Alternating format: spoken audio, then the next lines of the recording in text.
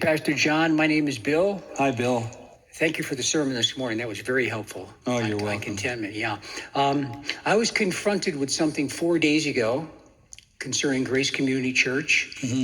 A fellow that I've known for 20 years, not a professing Christian, but he tells me he's always told me he has a strong prayer life.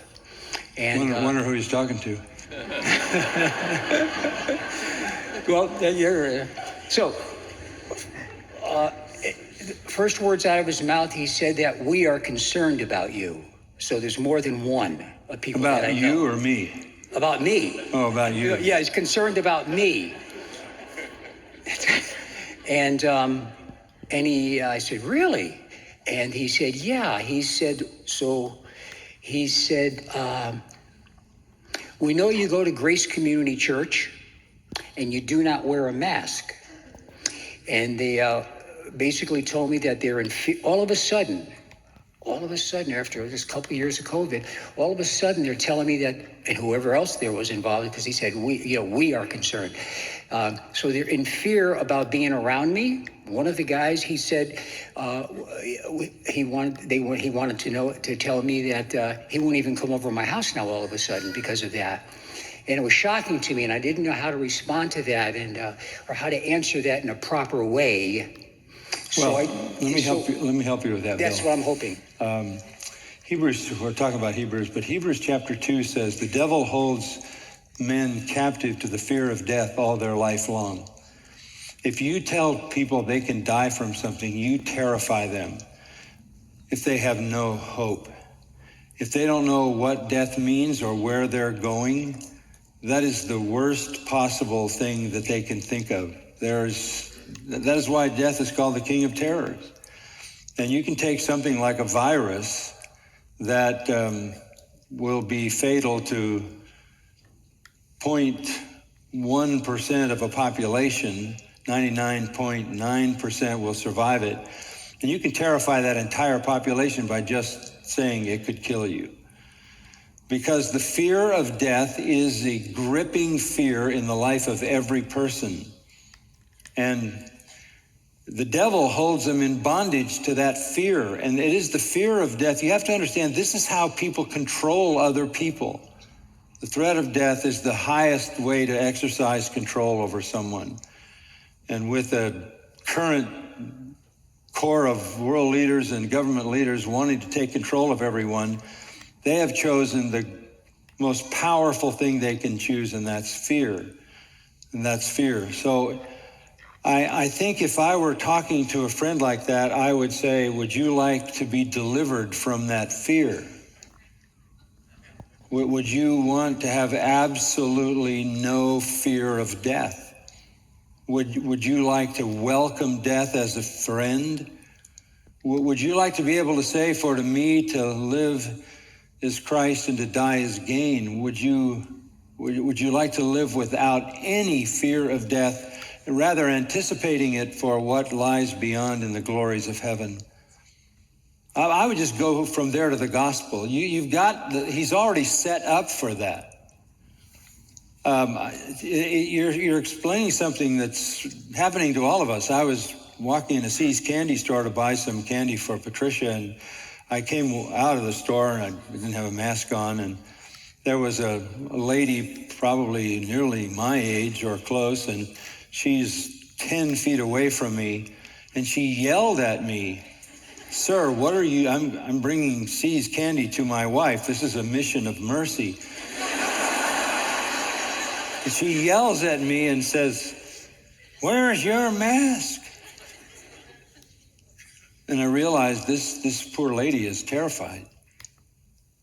She's afraid of death. This may be the best time in all our lives to confront people with the fact that Christ removes that fear, right? I mean, that's the message. I can't think of a better setup. Look, we are all trying to figure out this COVID, but I had an article I was going to just mention, so you allowed me to bring it up. This just came out of a combination of reports, and I've followed these now for all this last year and a half. This is from the CDC, the White House COVID team, and some important epidemiologists at Harvard. And here is the conclusion, and this is this week. There is no discernible relationship between the percentage of population vaccinated and new COVID cases. Did you hear that? There is no relationship between the percentage of people vaccinated and new COVID cases. It goes on to say, the lack of meaningful association between percentage population fully vaccinated and new COVID cases is demonstrated by many, many studies. This is a quote. There is no significant signaling of COVID-19 cases decreasing with higher percentage of population fully vaccinated. What is that? They're making everybody be vaccinated and it has nothing to do with the cases of COVID. A deeper dive, the article says, shows that the most vaccinated countries have the highest transmission, according to the CDC. The lowest rate of vaccinated countries have the lowest rate of transmission. It is completely the opposite of what you're being told. So I'm not arguing for or against vaccination. That's something you can decide for yourself. But this is about trying to make people afraid. I'll say this, and I'm speaking as one who has read everything I can get my hands on for the last year and a half. Nothing stops COVID. Nothing. Not masks, not double masks, not triple masks, not social distancing. Nothing stops COVID. It's like trying to keep flies out of your yard with a chain link fence. This is a microscopic virus. Nothing stops COVID. It goes where it wants to go. And it's very dangerous to people who have other illnesses, as we know. But the attempt now to vaccinate 5-year-olds when there is an inverse correlation between vaccination and incidence of COVID, the very opposite of what they're saying, is beyond imagination. So what all of this demonstrates is that people can be manipulated so easily if you tell them they might die. And we're here to say, first of all, you're not likely to die from COVID. But the death rate, I want to remind you what the death rate is. 1 per person.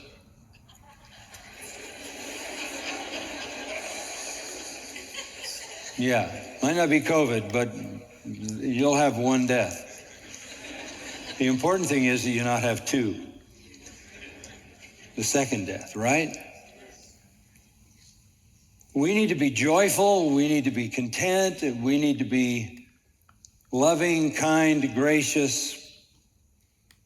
And we also need to tell people that the Lord gives salvation that takes out the fear of death, right? Okay? Thanks, Bill. Yep.